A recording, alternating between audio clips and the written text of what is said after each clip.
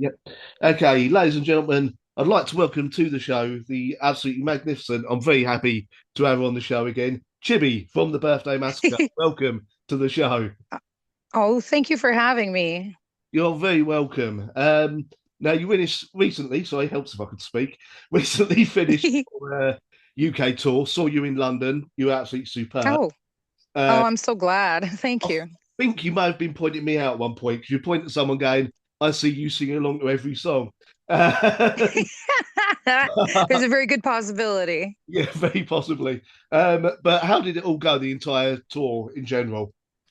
Oh, it was great. It was absolutely wonderful tour. The shows were awesome.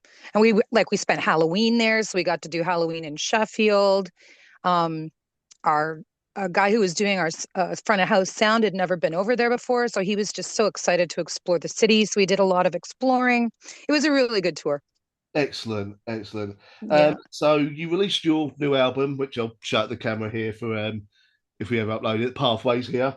Uh, Yeah. what's been the general reaction to it? It's been positive and like super positive.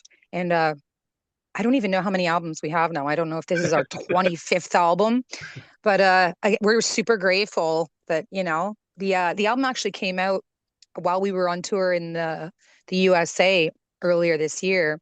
And immediately people knew the songs. And so that's kind of, it's always nerve-wracking when you do another album and you want to see how it's received. And no, it's been great.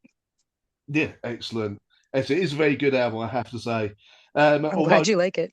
as you've just said, you're not sure how many albums you've got now. I think you're up to about 8 or 9 now. Quite Yeah, it's relatively getting quite a few. Yeah.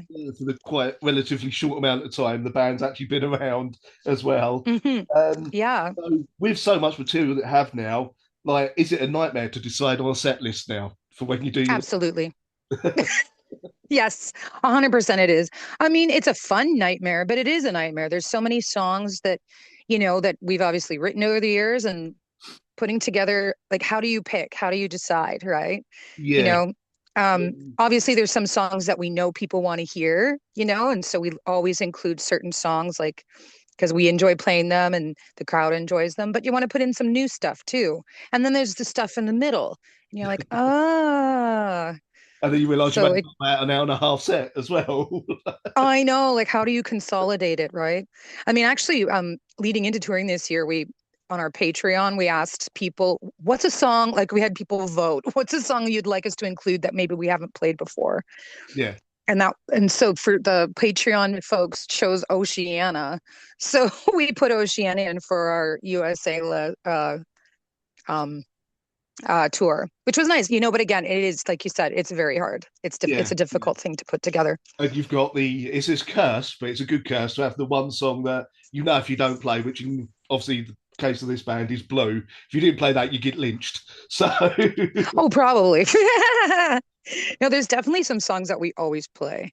yeah, And I know that when you go to see a band that you like and there's those songs that you want them to play and then maybe they don't play them and you're like, "Come on." yeah. I mean, You know? I have had it once, not with yourselves, but I've had it with Fear Factory. One of their songs, I was like, oh, hopefully they'll play it. I played it every other tour except for this one. And I was just like, oh. I know. It can be so disappointing. And obviously bands want to play new stuff and that's understandable and people like new stuff, but there's some songs that you want to hear them, you know? um, now going back to obviously Pathways, was there sort of an idea for how you wanted the album, like the newest album, to sound overall? Um, I mean, I not a way that we would want it to sound, I don't think, but um uh you know we write the kind of music that we write. So there's never sort of any going in like how do we want this to sound now. It's the way that we write, and we've all been writing together for such a long time that I think that this is the type of music that we naturally create. It's our sound, right?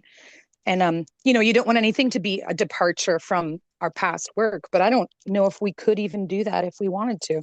The way that we work together and the methods that we have, um, everything always seems to lead nicely into the next albums. Yeah, I mean, thankfully, it's one of those things where as soon as you hear the first like say 30 seconds of a song, you instantly know it is the Birthday Massacre. And that's good. That's a good thing. um, Now, did the songs on Pathways come together easily, or was there one or two that maybe took a bit longer than usual to kind of get correct and how you wanted it to come out?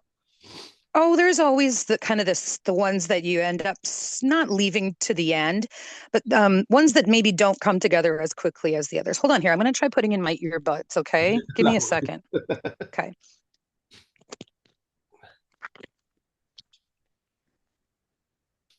Hello? Is that any better? Oh, see, now I can hear. I really don't like not being able to see who I'm talking to. There we go. Is this better? Yeah, yeah, it might be an issue with Zoom. Who knows? Yeah, oh, who knows? But yeah, I mean, every song is different, right? Some songs just immediately you're like, ooh, and then other ones you're like, ooh, you know? Um, but we would not put a song on that we weren't happy with. But Yeah, every song is different, every song is unique, and every song has its own different struggles and its own different beautiful moments. Um, it's been that way with every album, yeah. yeah. Um, Now, do you still have the same influences for the band as when you started, or have you had new ones that have come into the sound over the years? Oh, I think there's absolutely been new influences that we've had. But again, nothing that would be too big of a departure from what we've Yeah, already done. I mean, we've grown a lot as people, so we have different experiences that we bring into things like lyrics or moods. And our musical taste, while they'll always kind of remain the same in that way of those bands that we grew up loving, of course there's stuff that we find as we've grown. But some things you can't bring into the birthday massacre. You know what I mean?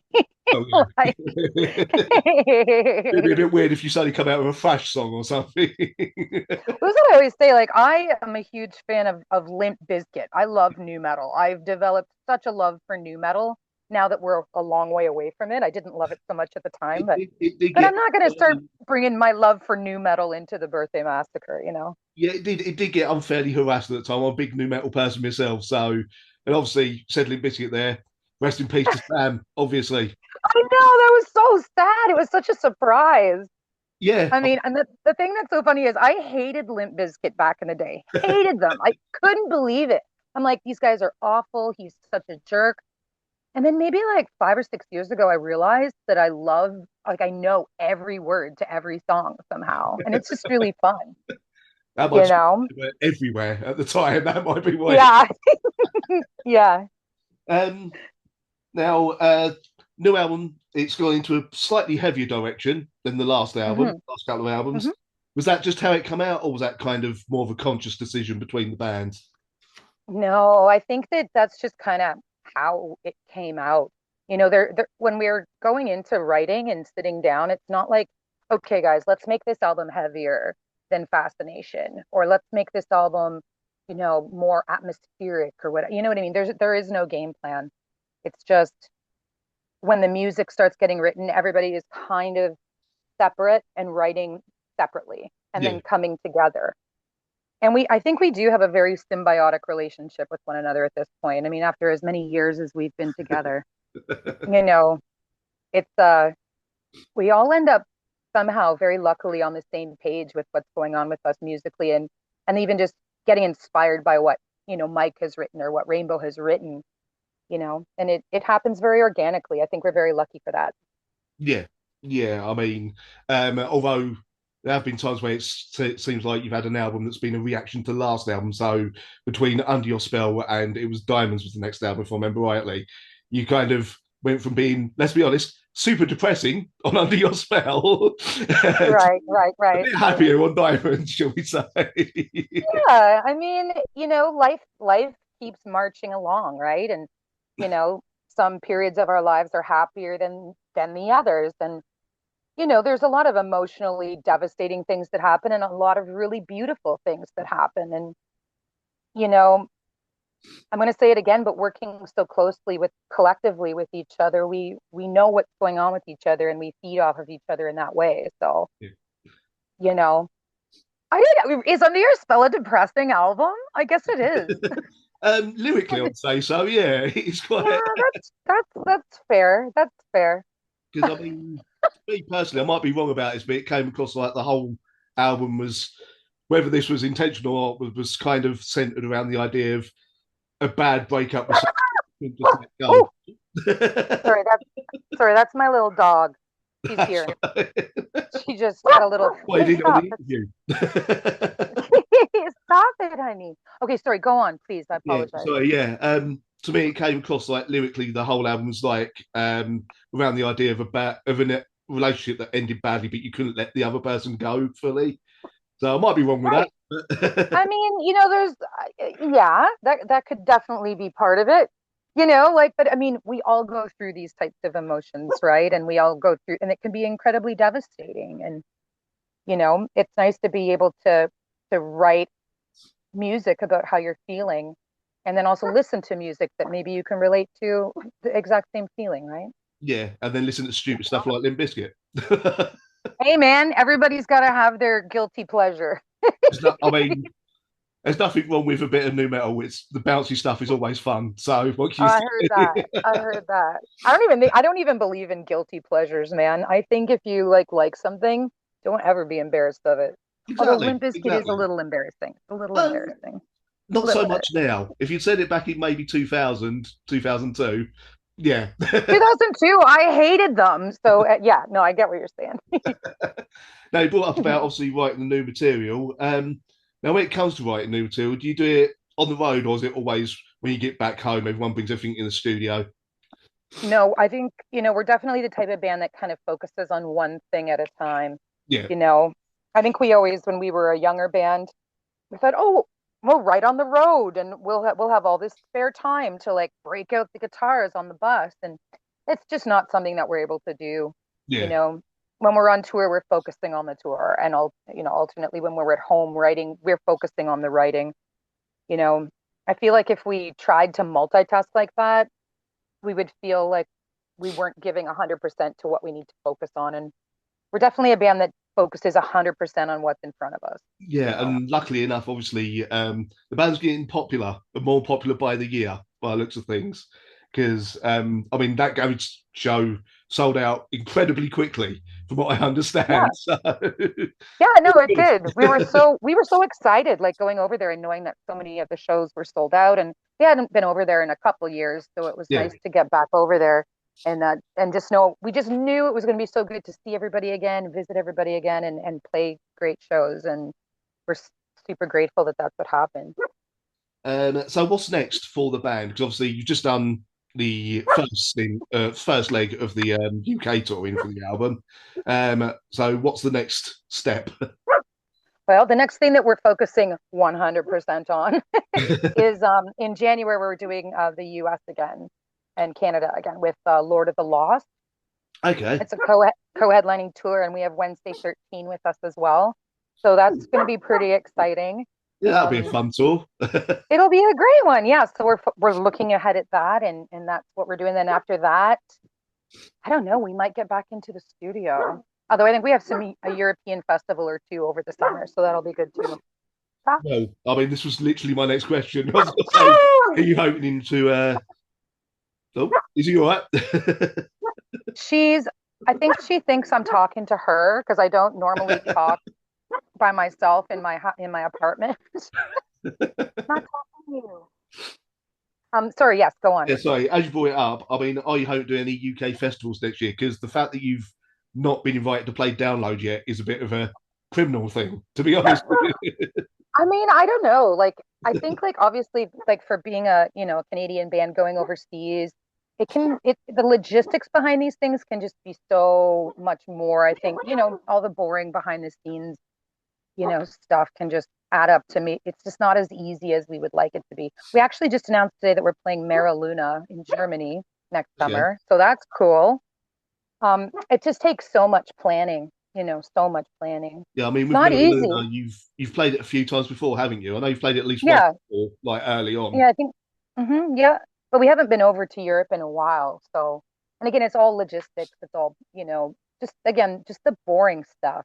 People be like, "Oh, why don't you come over?" It's like, okay, we'll come over.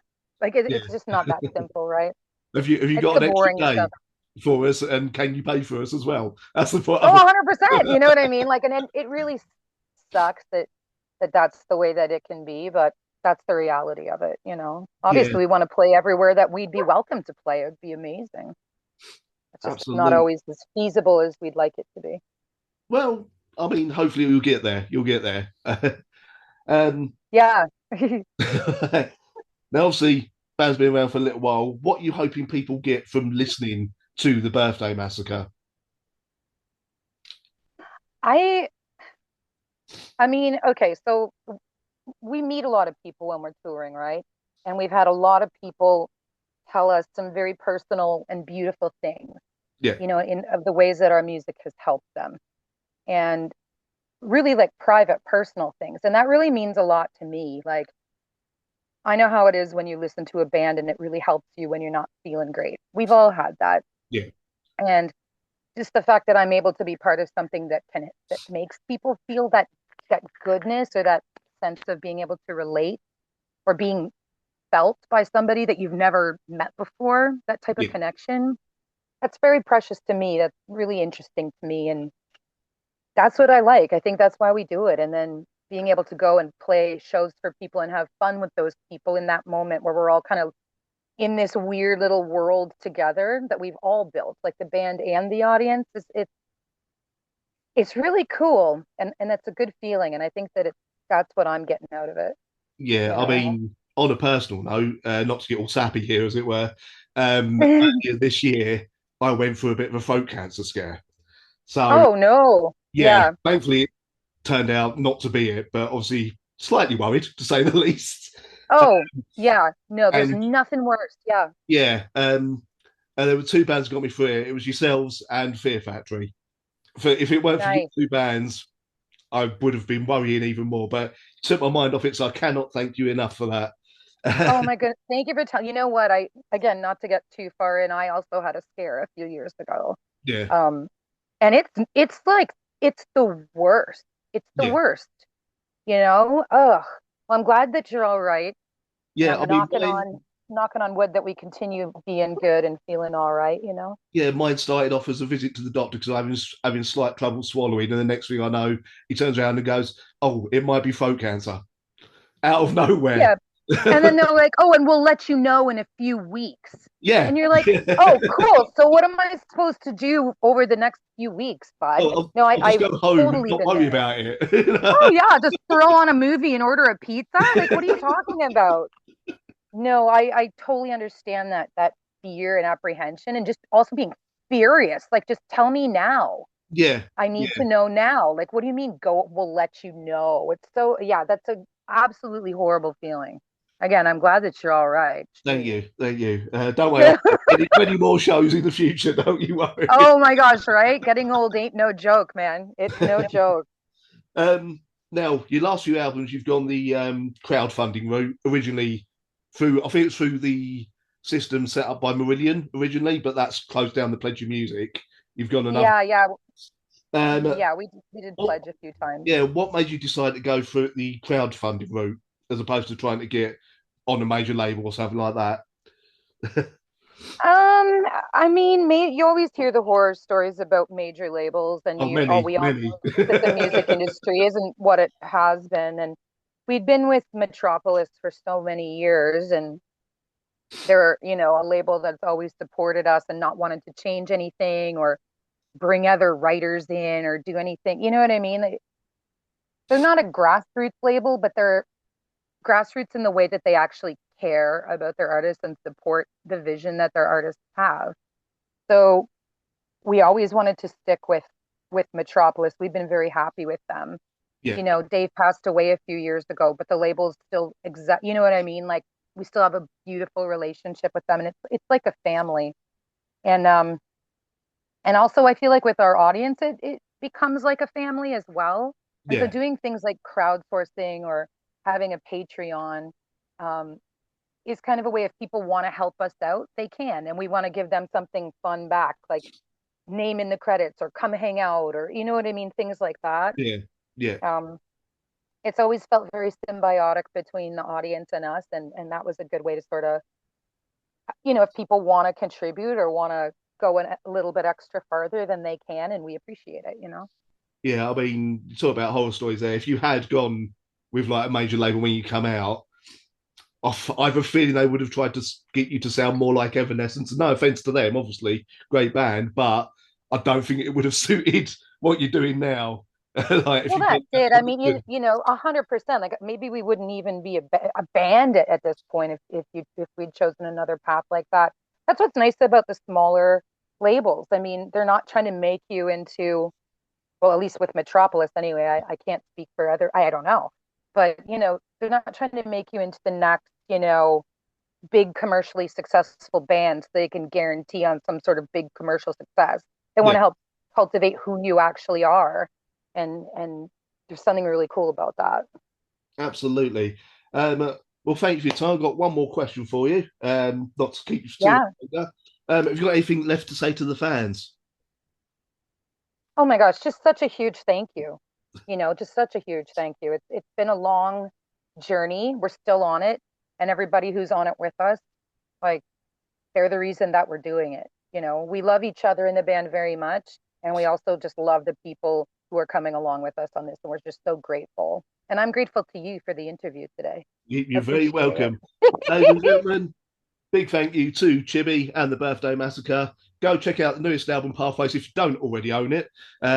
Why don't you own it? Is the first question. Also, get their other stuff and go and see them live when they're in your in your neck of the woods. Chibi, thank you very much. I so appreciate it. Thank you.